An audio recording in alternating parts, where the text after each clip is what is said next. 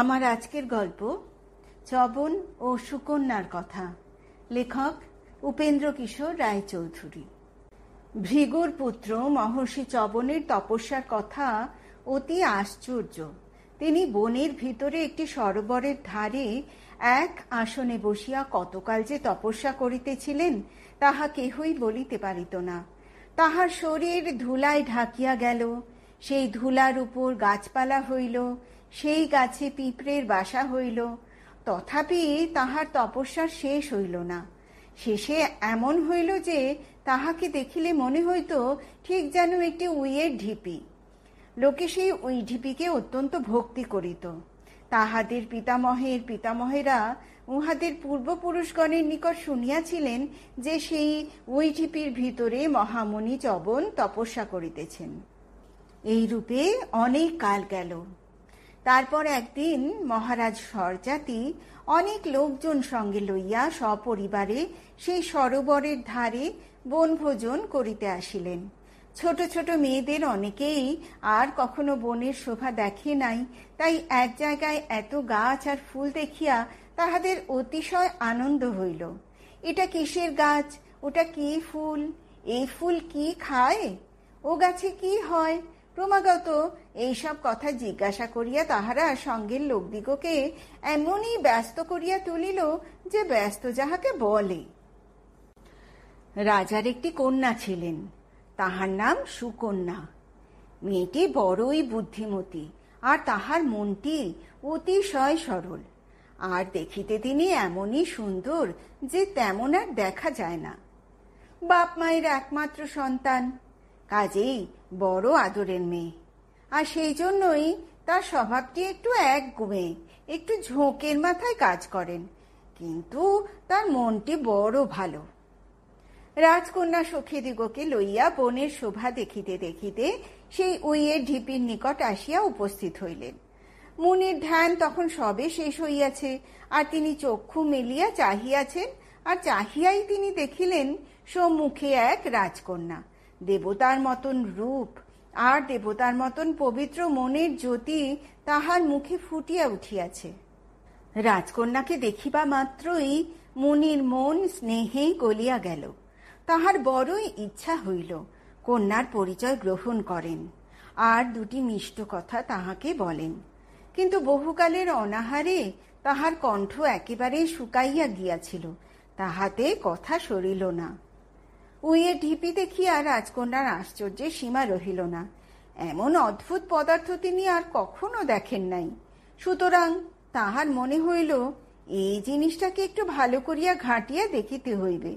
এই ভাবিয়া সেই উই ঢিপির খুব কাছে গিয়া সুকন্যা দেখিলেন যে তাহাতে দুটি ছোট ছোট কি জিনিস ঝকঝক করিতেছে। ইহার একটু আগে বনের ভিতরে একটি গাছে খুব লম্বা লম্বা কাঁটা দেখিতে পাইয়া রাজকন্যা তামাশা দেখিবার জন্য তাহার একটা সঙ্গে লইয়াছিলেন। উই ঢিপিতে দুটো চকচকে জিনিস দেখিয়া তিনি, বাহ, এগুলো আবার কি রে বলিয়া সেই কাঁটা দিয়া তাহাকে খোঁচা মারিলেন। সেই চকচকে জিনিস দুটি আর কিছুই নয়, উহা চবনের চোখ।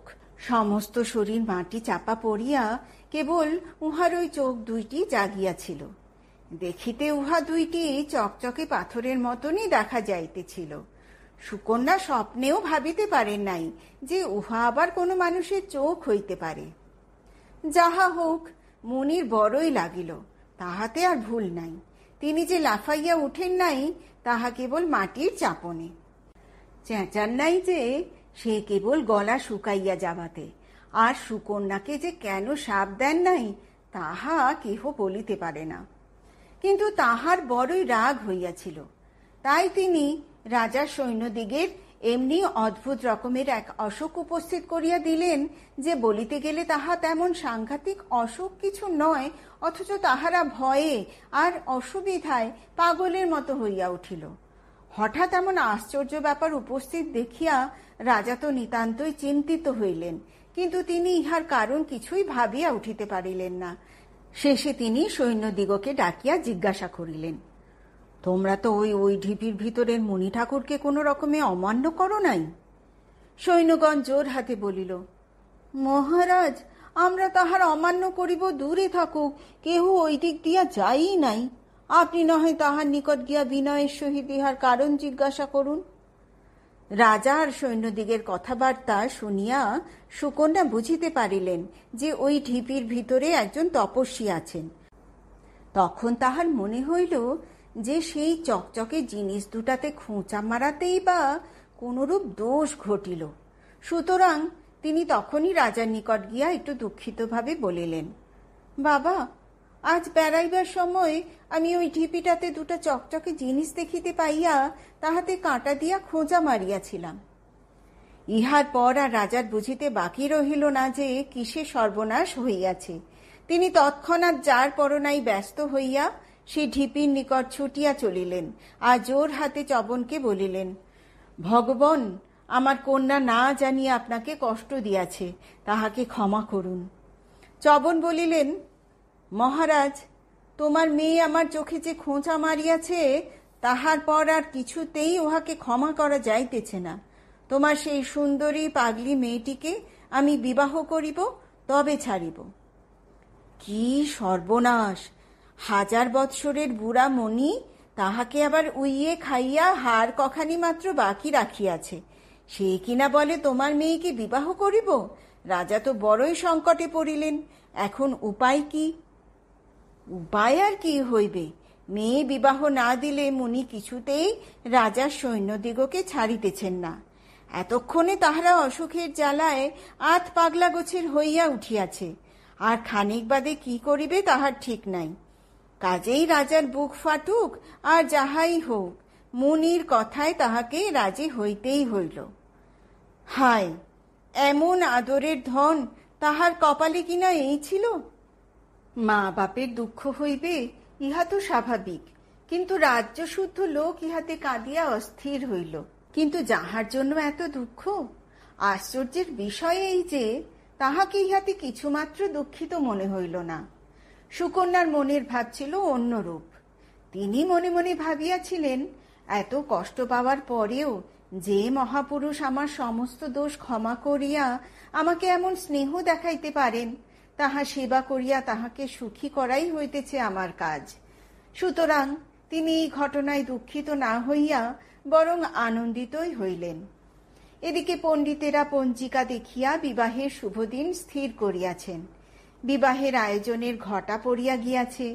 তারপর শুভ কার্য শেষ হইতেও আর অধিক বিলম্ব হইল না। বিবাহে ধুমধাম যে নিতান্ত কম হইয়াছিল তাহা নহে, কিন্তু আনন্দ আর কোথা হইতে হইবে। বিবাহের পর সুকন্যার কথা ভাবিয়াই সকলে দুঃখ করিতে লাগিল। কিন্তু সুকন্যা আনন্দের সহিত তপস্বিনীর বেশে তাহার স্বামীর সহিত বনে চলিয়া গেলেন। সেখানে গিয়া স্বামীর সেবায় এবং ভগবানের চিন্তায় পরম সুখে তাহার দিন কাটিতে লাগিল। ইহার মধ্যে একদিন সুকন্যা স্নান করিয়া তাহাদের কুটিরের নিকট দাঁড়াইয়া আছেন। এমন সময় অশ্বিনী কুমার 2 ভাই সেইখান দিয়া যাইতেছিলেন। বনের ভিতরে এমন অপরূপ সুন্দরী একটি মেয়েকে দেখিয়া অশ্বিনী কুমার দিগের আশ্চর্যের সীমা রহিল না। তাহারা সুকন্যার নিকট আসিয়া জিজ্ঞাসা করিলেন, ভদ্রে, তুমি কে? এই বনের ভিতর কি জন্য আসিয়াছ? সুকন্যা মাথা হেঁট করিয়া লজ্জিতভাবে বলিলেন, ভগবান, আমি রাজা সরজাতির কন্যা মহর্ষি চবনের স্ত্রী। এই কথায় অশ্বিনী কুমারীরা হাসিতে হাসিতে বলিলেন, না জানি তোমার পিতা কি রকম লোক যে এই বুড়ার সঙ্গে তোমার বিবাহ দিলেন। তোমার মতন সুন্দরী মেয়ে স্বর্গেও দেখিতে পাওয়া যায় না। তোমাকে হীরা মুক্তায় জড়াইয়া রাখিলে তবে তোমার উপযুক্ত শোভা হয়। এই সামান্য ময়লা কাপড়খানি পরিয়া থাকা কি তোমার সাজে? আহা, তুমি এমন গরিবের হাতে পড়িয়াছ যে তোমাকে ভালো করিয়া খাইতে পড়িতে দিতে পারে না। এমন হতভাগ্য লোকের নিকট থাকিয়া কেন কষ্ট পাইতেছ? আমাদের একজনকে বিবাহ করো, স্বর্গে গিয়া পরম সুখে থাকিবে। ইহাতে সুকন্যা আশ্চর্য এবং বিরক্ত হইয়া বলিলেন, মহাশয়, আমি আমার স্বামীকে অত্যন্ত ভালোবাসি এবং ভক্তি করি। আমার সাক্ষাতে এমন কথা মুখে আনিবেন না। কিন্তু ইহাতেও অশ্বিনী কুমার দিগের ভদ্রতা শিক্ষা হইল না। তাহারা ফাঁকি দিয়া সুকন্যাকে ঠকাইবার চেষ্টা করিতে লাগিলেন। অশ্বিনী কুমারেরা স্বর্গের চিকিৎসক ছিলেন, কাজেই চিকিৎসায় তাহাদের ক্ষমতা অতি আশ্চর্য ছিল। তাহারা খানিক চিন্তা করিয়া সুকন্যাকে বলিলেন, আচ্ছা, আমরা যদি তোমার স্বামীকে যুবা এবং সুশ্রী করিয়া দিই তবে কেমন হয়?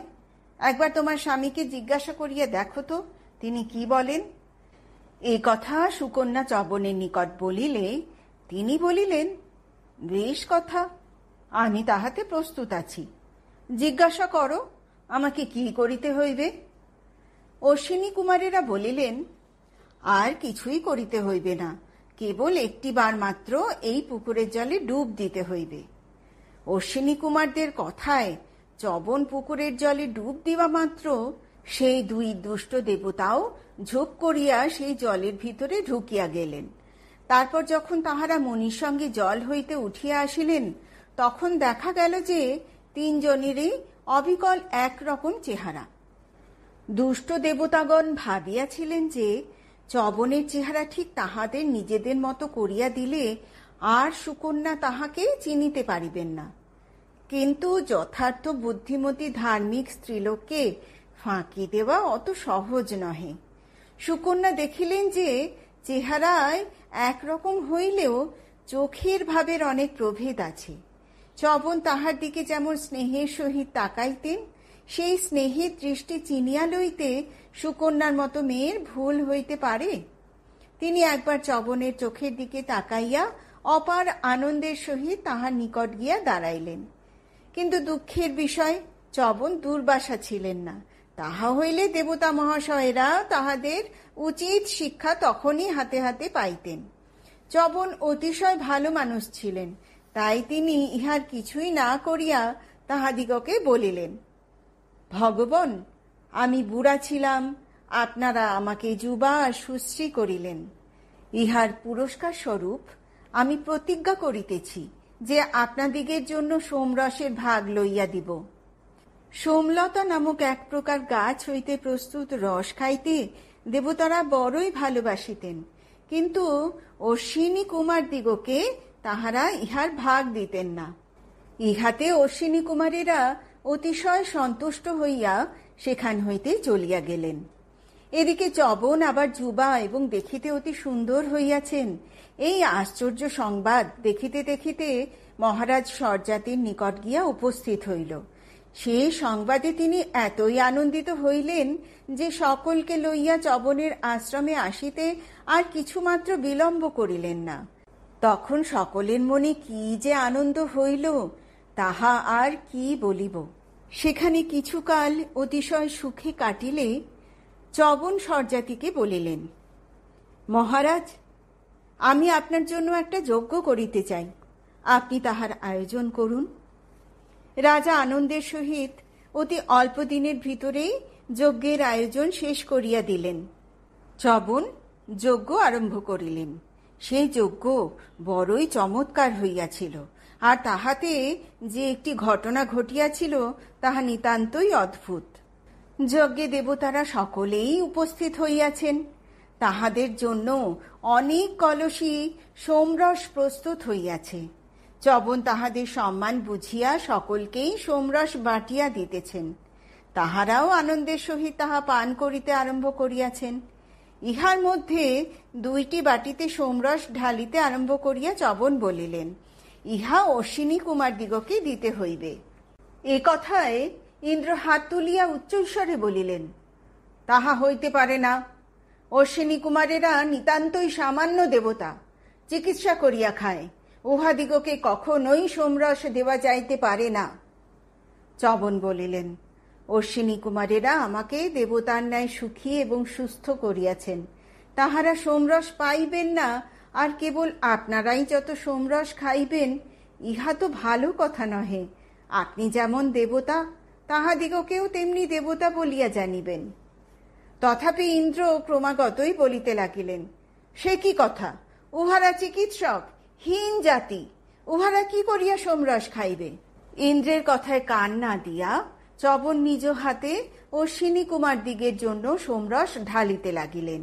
তাহা দেখিয়া ইন্দ্র বিষম রাগের সহিত বলিলেন, যদি তুমি উহাদিগকে সোমরস ঢালিয়া দাও, তাহা হইলে এখনই বজ্র দিয়া তোমাকে বধ করিব।